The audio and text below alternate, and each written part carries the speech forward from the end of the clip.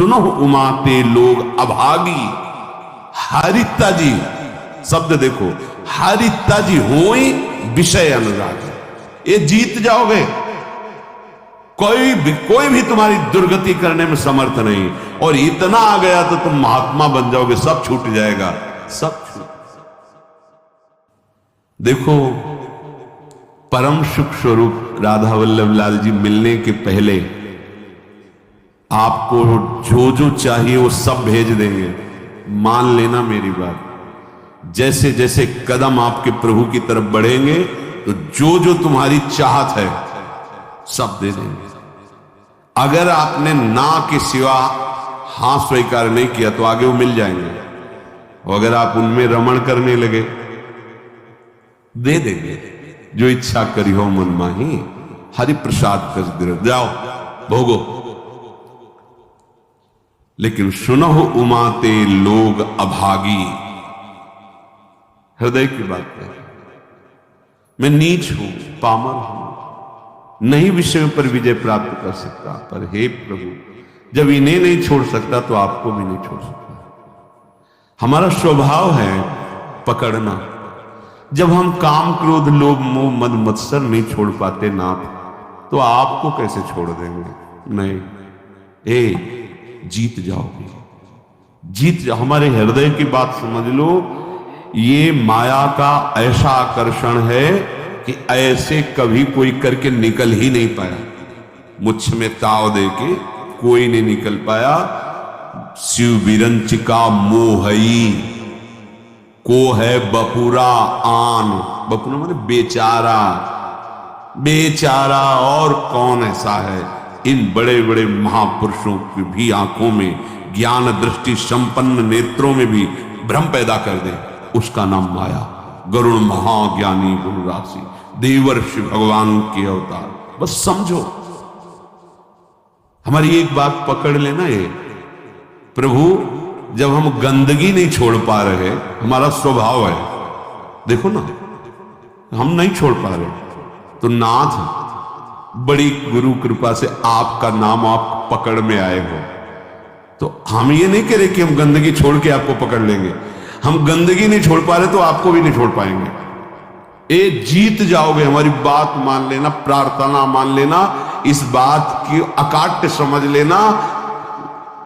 जन अवगुण प्रभु मान न काऊ, दीन बंधु अति मृदुल। हमसे गलती क्या हो जाती है? हमारी मन भावती भोग वृत्ति को जहां भोग मिले तो हम इनको छोड़ देते हैं और उसको पकड़ लेते हैं और इनसे विमुख हो जाते हैं। ये बहुत बुरा हो गया। सुनो उमाते लोग अभागी, हारिता जी शब्द देखो, हारिता जी होई विषय अनुराग। ये शरीरधारी कितने दिन जीवित रहेंगे? इनको अपना पति माने, प्रीतम माने, अपना जीवन सर्वस्व माने, कितने दिन रहेंगे? छूटेगा ना। तो इनके अंदर जो बैठा हुआ मेरा प्रीतम है उससे प्यार करो, सब में वही विराजमान। भावना कर लो, जब हम किसी धातु पर, किसी पाषाण आदि के विग्रह पर, किसी छवि पर भाव करके भगवान प्राप्त कर लेते हैं, तो चलते फिरते इन मूर्तियों पर भगवान को क्यों नहीं हम प्राप्त कर सकते?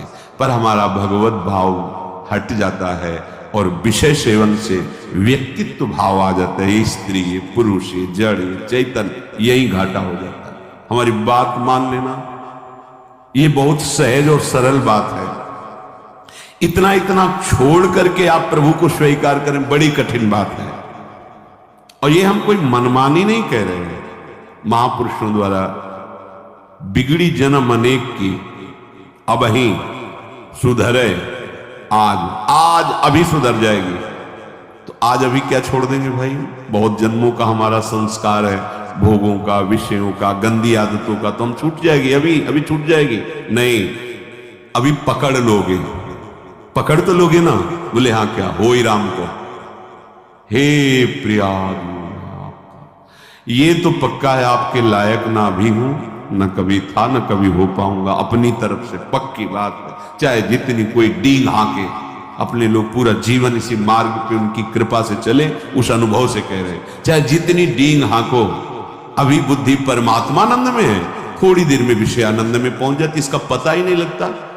इस दुष्ट का भरोसा ही नहीं है। भरोसा तो प्रिया जी के चरणों का है कि वो अपने चरण चिन्ह अंकुश से हमारे मन को फंसाए हुए अगर वो छोड़ दे तो अभी ये खेल कर दे संसार का। बहुत विचित्र, बहुत विचित्र। निज अनुभव ये कहो खगेसा। आचार्य चरण कहते हैं, हितजू महाराज, ना जानो छिन अंत कवन बुद्धि घटई प्रकाशित। कोई भरोसा नहीं, ये बुद्धि कब कहां कैसे। भरोसा तो भरोसो दृढ़ इन चरणन के। हमारे हृदय की बात हमारे गुरुजनों से जो प्राप्त हुई है, हम छोड़ नहीं पा रहे, असमर्थ हैं, पर हम पकड़ने में बड़े चतुर हैं। तो प्रभु गुरु कृपा से आप का नाम, आपकी बात, आपका आश्रय पकड़ में आया है। आपको देख तो नहीं पा रहे, आपका आश्रय पकड़। तो जब ये नहीं छोड़ सकते तो हम आपको भी नहीं छोड़ सकते। ये जीत जाओगे, कोई भी तुम्हारी दुर्गति करने में समर्थ नहीं। और इतना आ गया तो तुम महात्मा बन जाओगे, सब छूट जाएगा, सब छूट जाएगा। क्योंकि जैसे जैसे ज्ञान का प्रकाश होगा अज्ञान नष्ट होता चला जाएगा। अगर हम इससे कोई कहे कि सब छोड़ करके फिर प्रभु की शरण में आओ, असमर्थ, सब असमर्थ है। सब घोर वैश्याचारी भी, वैश्यागमन करने वाले भी जब भगवान की शरण में आए तो महात्मा बन गए। करो सत्य ते साधु समान। हमें तो एक ही बात समझ में आई है कि इनकी कृपा से इनको जाना जाता है, इनको पाया जाता है, इनकी साधना होती, इनका भजन होता है। सच्ची बात कह रहे हैं, अपनी तरफ से हम शून्य हैं। अपने को देखा है, अपनी तरफ से हम शून्य हैं, कोई भी अंक नहीं है। कोई अंक है तो आपकी कृपा का है, अन्यथा नहीं है। ये निष्ठाएं इन्हीं की कृपा से जागृत होती है। जब दिखाई देता है कोई सहारा नहीं, तो ये बेईमान मन फिर भागता है प्रिया जी के चरणों की तरफ कि अब कोई रास्ता ले, अब तो पकड़ ले, अब तो पकड़ ले। जब कोई तेरा ले तो पकड़ ले, ये कृपा होती है। और इसका स्वभाव पकड़ लेता है तो छोड़ना बड़ा कठिन होता है। बस यही हमारी विजय का हेतु होगा। अगर हम सत्संग के द्वारा भगवत नाम, भगवत धाम, भगवत चरण सेवा की निष्ठा पकड़ ले, काम हो जाएगा। बिल्कुल सरल मार्ग है। हम नहीं छोड़ पा रहे तो हम पकड़ने वाले स्वभाव वाले, तो हम पकड़ लेते हैं। आपको कैसे छोड़ेंगे जब गंदी बातें नहीं छोड़ पा रहे, तो आपको कैसे छोड़ेंगे। पर इसकी चाल माया की है, वो आपको आकर्षित करके प्रभु को छुड़वा देगी, छुड़वा देती है। बस यहां नहीं कोई हमें बीच में कमजोरी रखी। हम नीच हैं, पामर हैं, पर आपके हैं, इस पर कभी संशय नहीं हो सकता। हम ये नहीं कहते कि आपके लायक हैं, पर प्रभु नालायक हैं, पर आपके हैं, बस इसमें संशय। ये बात नहीं हो सकती कि आप हमें छोड़ो और ये ले लो। नहीं, हम इसे नहीं छोड़ पा रहे, पर आपको घसीटेंगे अपने साथ। अब आपके गले पड़ गए, अब आपके गले पड़ गए।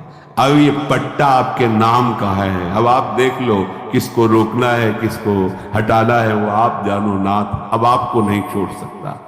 छूत दृढ़ वाधास त्वसईहास तदपि नहीं पदम यामी वृंदाटवी।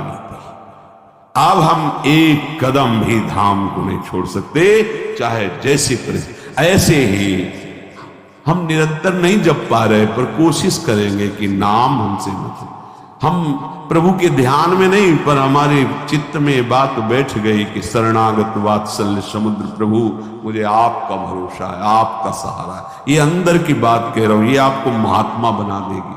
अपने मन की बात जो प्रभु की बात से मिले वही प्रमाणित मानी जाती है। भगवान कह रहे हैं, अपिचेत सुदुराचारो भजते माम अनन्य भाग। अनन्य भाग भजन का मतलब वो निरंतर भजन नहीं कर रहा है, उसने भाव कर लिया है कि अब मुझ जैसे दुराचारी पापी का एक ही भरोसा है, केवल भगवान। ये अंदर की बात समझ जाओ। इसको कहीं इसकी व्याख्या सुनने की कोशिश मत करना, क्योंकि जैसी स्थिति होती वैसी व्याख्या होती है। भगवान के वाक्यों का सर्वस्वरूप है। आप जिधर से देखोगे वो आपको अपने अनुकूल दिखाई देने लगेंगे। एक बात आंतरिक जो हमारे हृदय में गुरु कृपा से समझ में आई है कि हम जैसे भी हैं, देखो भगवान के वचनों से प्रमाणित है, इससे बड़ी कोई बात नहीं होगी। जो नर होए चराचर द्रोही, आवे सभय शरण तक मोही। चराचर का द्रोही है, पर वो भयभीत हो गया कि अब मेरा कोई सहारा नहीं है, प्रभु के सिवा मुझे कोई नहीं बचा सकता, मैं इतने पाप किए हूं। भगवान भगवान कह रहे, उसके लिए कह रहे हैं जो शब्द है, तज छल कपट मोह मद माना, करो सद्य ते साधु समाना। इसका अर्थ ऐसे लिया जा सकता है कि वो छल कपट मोह मद मान का त्याग कर हमारी शरण में आवे तो हम उसे साधु बना देंगे शब्दावली से, लेकिन भाव में ऐसा नहीं है। फिर महाराज साधु क्या बनाएंगे, तो साधु हो गया।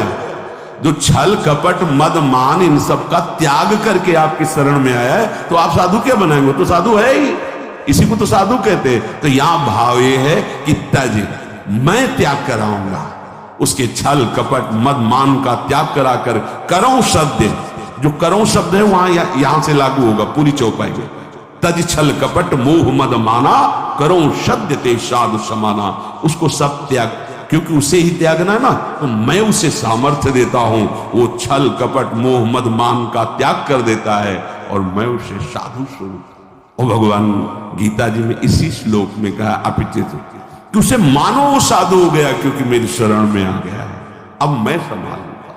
भगवान का आश्रय लेकर भरोसो दृढ़ चरण, दृढ़ता पूर्वक। ये दृढ़ता तुम्हारी फिसलाने के लिए बहुत से ऐसे माया जाल फेंकेगी, तुम्हारी अश्रद्धा हो जाए, तुम्हारा प्रश्न जोरदार हृदय में प्रकट, तुम्हारी प्रिय जगह में जहां ममता है आसक्ति, वहां प्रहार करेगी माया। फिर हे भगवान, नहीं नहीं, आपका था, आपका है, आपका रहेगा प्रभु, अब नहीं, अब धोखा नहीं, आपके सिवा। ये बड़े बड़े भक्तों के जीवन में देखो ना, उसी पुत्र के ब्याह के में ठाकुर जी जा रहे, वही पुत्र जो अंतर ध्यान करताल उठा के नाच रहे नरसिंह में, हे गोविंद तेरा सब मंगल है, अच्छा किया, अब निरंतर और चिंतन आपका बढ़ेगा। पर ये निष्ठावान ही कर सकता, नहीं तो नहीं। ये क्या रात दिन भजन करते हैं पुत्र, वो भी राधे राधे श्रीवास जी को, हर महाभागवत को बोलते। ये आने जाने वाला देश है, टिकाऊ नहीं है। ये परिवर्तनशील नाशवान शरीर है, अविनाशी नहीं है। यहां जितना खेल है बस होश में खेल लो, इस खेल से मुक्त हो जाओ। यही होश है कि और को छोड़ पाओ ना छोड़ पाओ, इनको मत छोड़ना, इनको पकड़ लो, जीवन कृतार्थ हो जाए। चलते हैं महाभागवत पांडवों के पावन चरित्र में प्रसंग चल रहा है। महाराज युधिष्ठिर को दुखी देखकर उनके मामा जो माद्री जी के भाई शल्य, वो प्रसंग सुनाया कि आप और द्रौपदी को ही केवल दुख नहीं हुआ, देवराज इंद्र और उनकी पत्नी शची को भी महान दुख भोगना पड़ा है, आप चिंता ना कीजिए। तो उन्होंने पूछा क्या दुख भोगना पड़ा, वो तो त्रिभुवन पति है। तो प्रसंग चल रहा था, त्वष्टा जी के हृदय में द्वेष भाव दे रहा इंद्र की प्रथा, उन्होंने विश्वरूप को मंत्र बल से प्रकट किया, देवराज इंद्र ने वज्र के द्वारा उनका, फिर उन्होंने वृत्तासुर को प्रकट किया, फिर वृत्तासुर का कल चरित्र आपने सुना। अब जो वृत्तासुर से ब्रह्म हत्या प्रकट हुई, वो इंद्र को कहीं भी शांति नहीं लेने दे रही थी। तो जल को एकांत देश में जाकर जल को स्तंभित करके कमल नाल में सूक्ष्म रूप से प्रवेश होकर के वहां रह रहे थे। अब देवराज इंद्र पद खाली था, तो समस्त ऋषि देवताओं ने देखा त्रिभुवन में अराजकता फैल रही, तो लोकपाल देवता ब्रह्म ऋषि सब विचार करने लगे कि त्रिभुवन पति पद पर किसका अभिषेक होना चाहिए। इस समय त्रिभुवन में कौन है जिसे त्रिभुवन पति पद दिया जाए। तो देखा गया तपस्या में, यज्ञों में, दान पुण्य में, धर्म में बहुत बढ़े हुए महाराज नहुष जी हैं, उनके पास देवता ऋषि सब गए, प्रार्थना की। तो नहुष ने कहा कि मैं आपके सामने बहुत दुर्बल हूं, मेरे में इतनी सामर्थ्य नहीं कि मैं आप देवता और ब्रह्म ऋषियों का शासन कर सकूं। राजा वही होता है जो सबसे बलवान होता है, मैं तो निर्बल हूं आपके सामने। तो ये सुनकर के संपूर्ण देवता ऋषि मुनि स्वर्ग के राज्य का पालन करने के लिए उनसे कहा अच्छा तो तुम इस बात से अपने को कमजोर मान रहे हो, तो हम ये वरदान देते हैं। समस्त देवता ऋषियों ने कहा, देवता, दानो, यक्ष, ऋषि, राक्षस, पितर, गंधर्व, भूत, मनुष्य, जो भी आपके सामने दृष्टि में आ जाएगा, उसका आधा तेज बल, तप बल सब आप में आ जाएगा। अब आपको कोई परेशानी नहीं। आप स्वर्ग में ब्रह्म ऋषियों के द्वारा आदर पाकर के त्रिभुवनपति आसन पर बैठे, धर्म को आगे रख करके राजा नहुष को अभिषिक्त किया गया, अभिषेक किया गया वेद मंत्रों द्वारा, और परम दुर्लभ देवराज इंद्र के पद पर उनको बिठाया गया। अब को नरस जन्मा जग माही, प्रभुता पाहि जाहि मद नाही। कौन ऐसा है जो संसार में बड़ा पद मिल जाए और अभिमान ना आ जाए? यही रोग इनको भी लग गया। त्रिभुवनपति पद कुछ दिन तो ठीक से चला, इसके बाद मद जो है अपना प्रभाव दिखाने लगा। तुमको लगा जब मैं देवराज पद का भोग कर रहा हूं तो फिर इनसे क्या? सभासदों को बुलाया, बड़े बड़े लोकपाल देवता सब उनकी सभा में बैठते। कहा पूर्व इंद्र की जो महारानी सची हैं, मेरी सेवा में उपस्थित किया जाए, उनको आज्ञा दिया जाए। मेरी आज्ञा है, मेरी सेवा में उपस्थित हो, क्योंकि जब देवराज पद का अधिकार मुझे प्राप्त है तो उनका भी। सची देवी आज रात्रि में मेरे महल में पधारे, मेरी आज्ञा सुना दी जाए। ये जब सची देवी से प्रार्थना की गई तो बहुत घबरा गई, दुखी हो गई। पातिव्रत धर्म से युक्त है, उनका तो आश्रय भगवान बृहस्पति जी हैं। वो अपने महल से निकले और बृहस्पति जी के चरणों में जाके कहा, गुरुदेव मैं आपकी शरण में हूं, आप मेरे पातिव्रत धर्म की रक्षा कीजिए। नहुष इस समय इंद्र पद में है और उसने ऐसी आज्ञा की है, और मैं अपने प्राण वल्लभ देवराज इंद्र के सिवा किसी भी पुरुष को पुरुष रूप से कभी देखा ही नहीं, स्वीकार ही नहीं किया। मैं एक पतिव्रता हूं और भगवान आपने भी मुझे सौभाग्यवती का आशीर्वाद दिया है, तो क्या मेरा ये दुर्भाग्य होगा? प्रभु आप मेरी रक्षा कीजिए। आपकी वाणी परम सत्य होती है। हे देवगुरु, आपने आज तक जो बोला कभी मिथ्या नहीं गया। आपका पूर्वोक्त वचन की सौभाग्यवती हो, वो मेरा सुरक्षित रहना चाहिए।